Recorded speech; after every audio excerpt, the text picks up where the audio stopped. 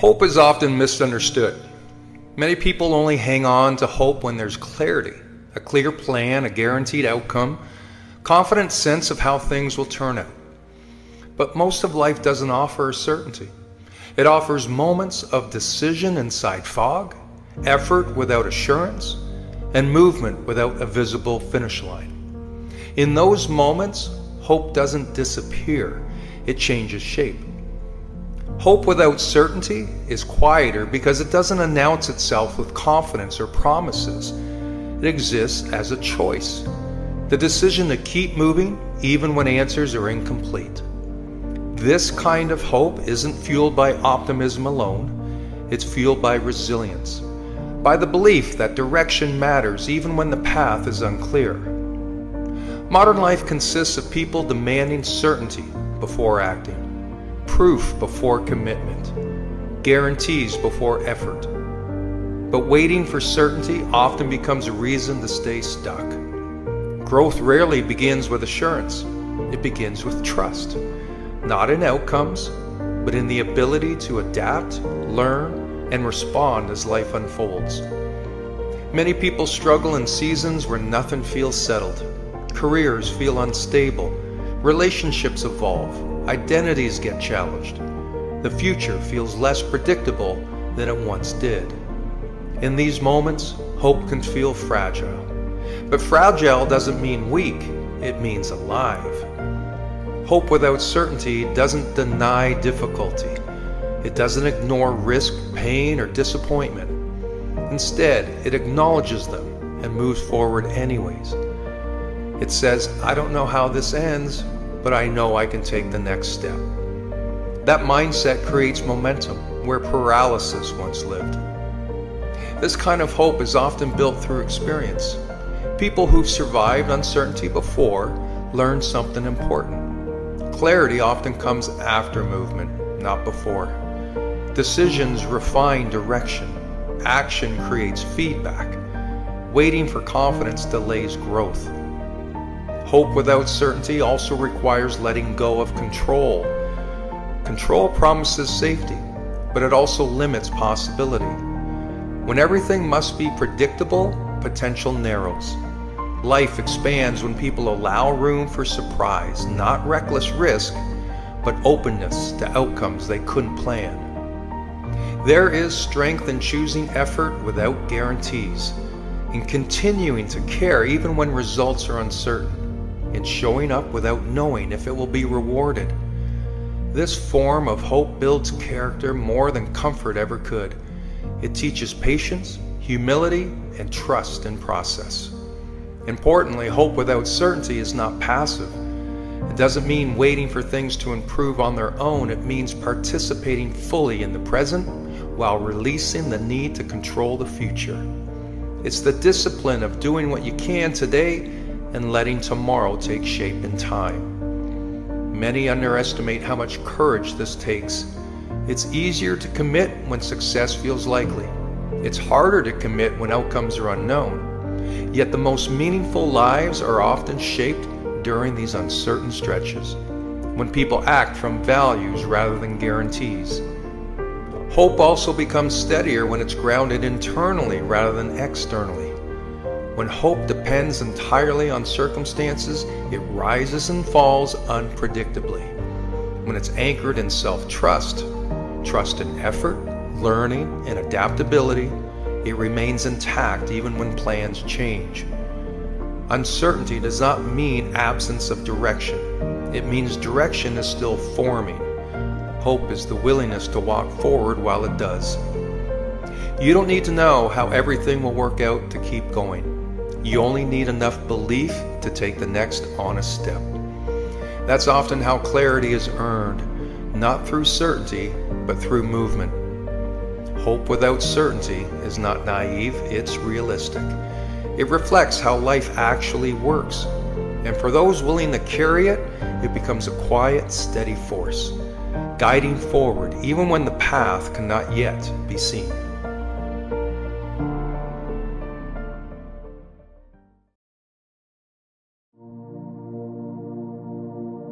Sadly, many people today are not chasing dreams or striving for more. They're simply trying to survive, to get through the day without falling further behind, to keep their heads above water in a world that feels heavier, faster, and more demanding than ever. Survival mode doesn't always look dramatic. Often it's quiet. It's waking up already tired.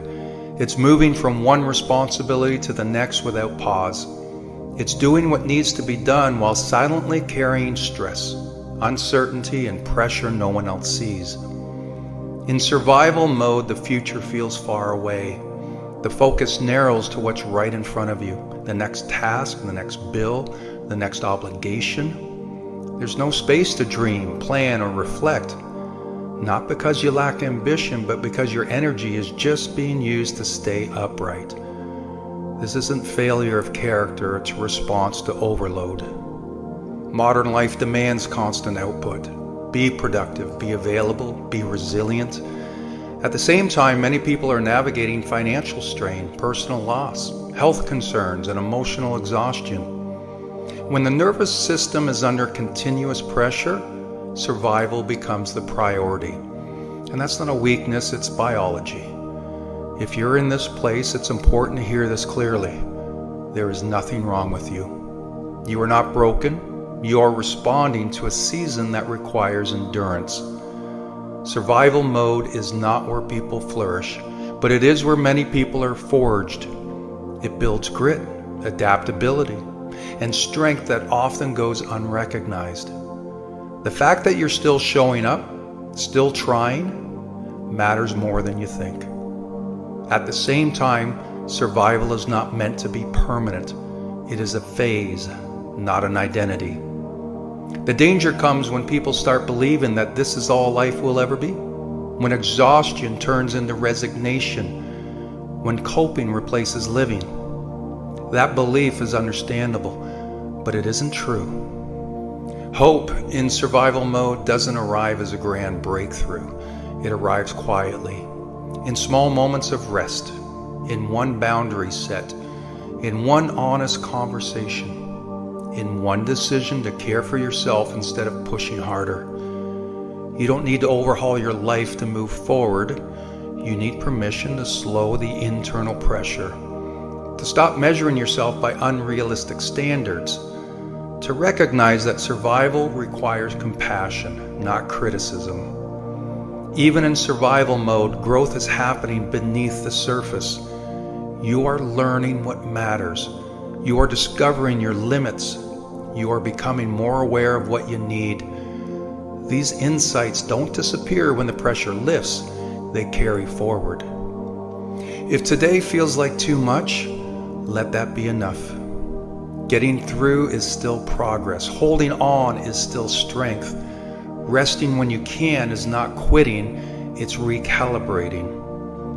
There will come a time when survival gives way to stability, when breathing becomes easier, when energy slowly returns, and when it does, the resilience you built during the season will support you in ways you can't yet see. Until then, be patient with yourself. You are not behind, you are not failing. You are navigating a demanding chapter with tools you have. Survival is not the end of your story. It's the part where you learn how strong you already are, and that matters.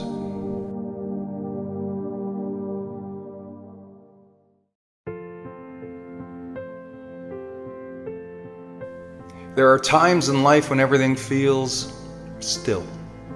Not peaceful stillness, but the kind that makes a person feel as if they're caught in a place, stuck between where they are and where they wish they could be. It's a quiet kind of struggle, one that doesn't always show on the outside. See, on the surface, life can look normal. Responsibilities are met, routines are followed, and days continue to move forward. But internally, something feels stalled, something feels numb. You're stuck. Feeling stuck is more common than most people realize. It shows up in different ways and in different seasons of life. Sometimes it begins with routine, the same mornings, the same tasks, the same patterns repeated day after day. the autopilot takes over. Instead of living, a person begins to simply move through their days, checking boxes and fulfilling obligations without much purpose or passion. The world keeps spinning, but internally, nothing seems to shift. Other times, feeling stuck comes from uncertainty. Someone may know they want more fulfillment, direction, or meaning, but they have no idea where to start.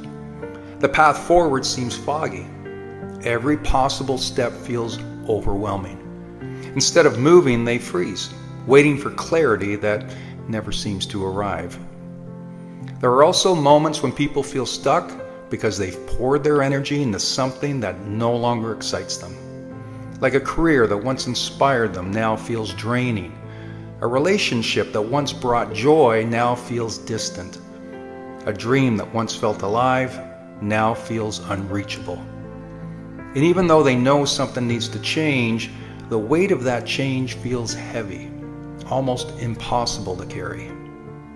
In each of these situations, the experience is similar. Life feels like it's happening in slow motion while everyone else seems to be moving forward. The desire for progress is there, but the momentum is not. The mind becomes filled with questions like, why am I not motivated? Why do I feel stuck when nothing is really wrong?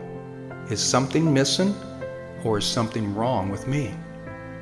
Feeling stuck isn't a sign of failure. It's a part of the human experience. It's a signal, a quiet whisper from within that something needs attention. It might be a need for rest, a need for change, a need to reconnect with a part of yourself that's been lost beneath the weight of routine. Feeling stuck doesn't mean a person is broken. It means they've reached a point in their journey where something deeper is asking to be heard. And there is something important hidden inside the experience. The feeling of being stuck is temporary. Just as seasons shift, so do people. What feels motionless today often becomes the foundation for growth tomorrow. Stillness can create space. Space can create clarity. And clarity can create movement. Sometimes progress begins in the smallest moments, not in major life changes, but in gentle shifts, like a new habit, a single conversation, a walk outdoors, a moment of honesty with oneself, a willingness to question whether the current path still matches the person you're becoming. These subtle steps can slowly loosen the grip of stagnation and help life begin to move again. It's also important to remember that no one is alone in this experience. Everyone at some point feels stuck. Everyone questions their direction. Everyone moves through seasons where motivation fades and purpose feels distant. It doesn't make anyone weak. It makes them relatable, connected, and real. Life isn't meant to be a constant rush forward. There are times for action and times for stillness, times for growth and times for reflection, times when everything makes sense and times when nothing does. Feeling stuck is simply one of those times, a natural pause in the rhythm of being human. If you find yourself in a season like this, take a breath. Give yourself permission to feel it, to learn from it, and to trust that it will shift. Feeling stuck is just a moment that will pass, a moment that can teach, a moment that may be preparing them for something new.